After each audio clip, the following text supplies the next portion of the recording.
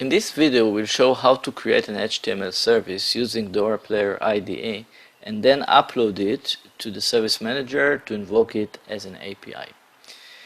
HTML service is recording through an external IDE that we have in Player. To get to this external IDE, you can go to the Services pane on the Service Manager and add a new HTML service. This will pop up a dialog that will show you where you can download the Player IDE, and it will also show you or give you a link to an external reference of all the recording and playback commands that we will be using during the recording, and we will refer to it in the next sessions. So to start recording, what you need to do is first to download the Player IDE. Once you click it, it will download the zip file which you will need to extract, and then you will be able to invoke the IDE. This is how the zip is looked after it is extracted, and to invoke the IDE you just need to double click the Firefox portable executable over here. And this is exactly what I'll do. So our IDE is based on Firefox browser, and the recorder itself is a plugin that was added to this browser. To open it, you will just click on this button, the Player IDE, here in the toolbar, and this will open another window with the IDE panes. As you can see, the most convenient way to work with it, as I see it, is to open the windows side by side. On the left side, I have here the browser where I will actually navigate to the application that I want to record. And on the right side, I will see the IDE recording the scenario. So the first thing would be to press the recording button. When we open the IDE for the first time, the recording button is already opened by default. We can, of course, at any time click to stop the recording or start it again. So now we are in a recording mode. And the next thing we will do is to navigate to the application that we want to record. For this demo, I will be using the absences module on Oracle EBS system. And we will go with this model in the next sessions as well. So I'll just navigate to the EBS system, the demo system that we are using. I'll log in.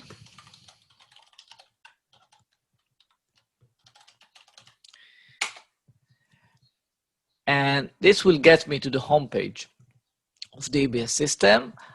I have the absences module here on my favorite menu, so I'll just click it and choose the absences and get to the entry page of the absences module where I see the list of absences.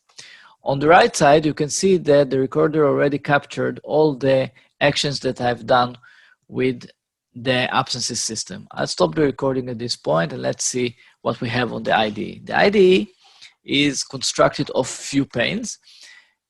On the right side, the top right side, you can see all the commands that the recorder just captured and added to the HTML script. So we can see them one by one. When we click a specific command, I will see the details here on the bottom. This first command is open, which means to navigate to a specific URL. Then we have a cert title, which is a verification command that verifies that we got to the login page by checking the title. Then we type in the username, the password, we click on the submit button, we verify that we got to the home page of the EBS system. We open the favorites menu, click on the absences option, and verify that we got to the absences page. This is what we see on the right pane. On the left pane, we see all the test cases that we are working right now.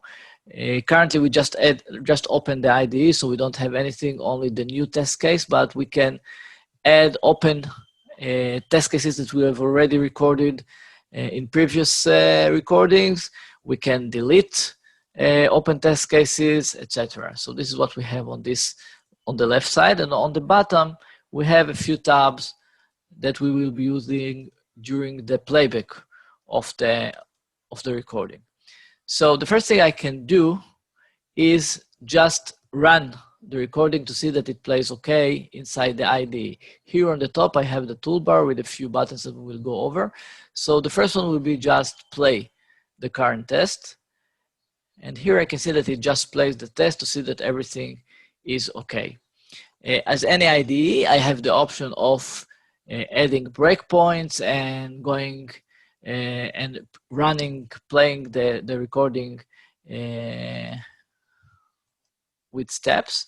So I can right click on the commands pane, get this menu, and choose to add breakpoint, for example. And now when I run, it will stop here on the breakpoint, and I will be able to step through the commands one by one to control it and to debug it. And of course, I can resume. So this is the basic operation of the IDE. Here on the bottom side, we can see the log window, which may show me different kind of errors if I'm encountering an error while I'm playing the script or creating the script. And let's see a few more tabs here, but for that I would need to get some values from the page. I mean, usually when I do a UI flow, I would want to take some of the values from the page that I get to and return it back as output parameters. So in this case, just to demo this capability, I'll just capture a few fields here from the table. To do that and to create an output, I'm using a command, a group of commands that start with the word store. So I'll just write here store, and in this case I will store text field, because the fields that I want to capture here, the first row here, are all text fields. So I'll just say text field, store text, go here, and here I have two very useful buttons. The first one is used to locate the text field that I want to capture. So I'll just click on it, and then I can go here to the browser and just point on the field that I want to capture. And this will get me the selector of the field that I want to capture. And now I need to give a name to this output. So let me call it start date. And I can capture more fields in the same way.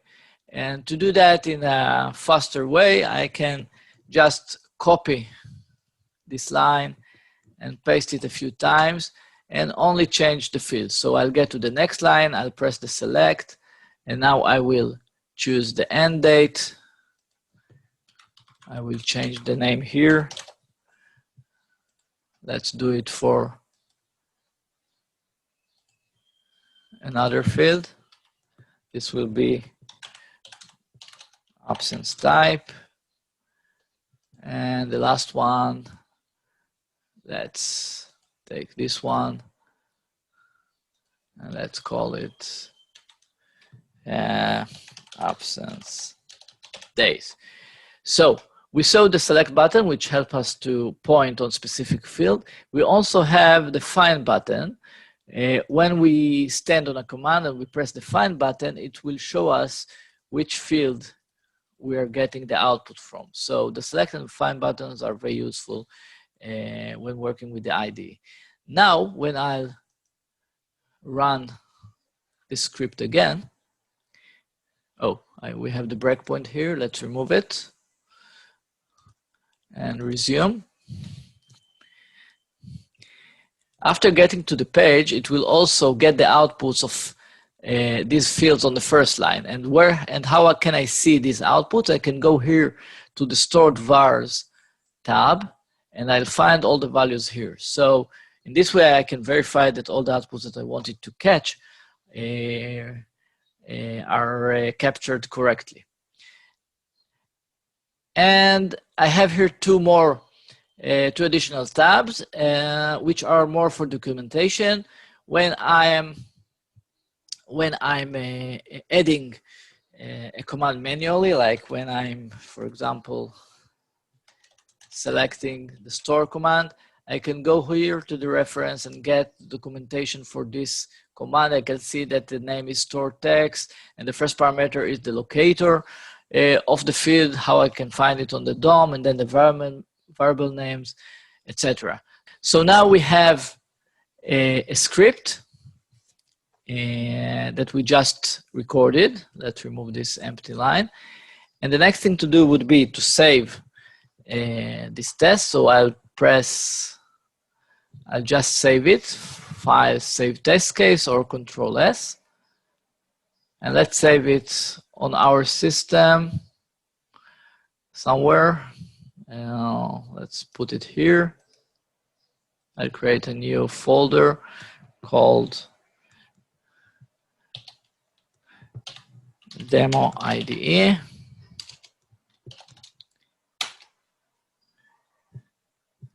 And then inside, I'll just give it a name. Let's call it get demo get absence list. So now I have it saved on my local disk. I can create more scripts like this. I can close it, open it again, etc. But the next thing I want to show you is how to upload it to the service manager and use it as a service. So we will go back to the service manager. We will close this pop-up. And now I will use the upload recording button. So I'll press it, and it will ask me to load the recorded file, the recording file. So I'll go to the place where I just saved the recording files. It would be here. And I'll select it. And this will upload the recording into my service manager and create a new service. So this is the URL of the system that I'm recording the flows against it. We can change it here if it is a different domain, but usually I will just approve it.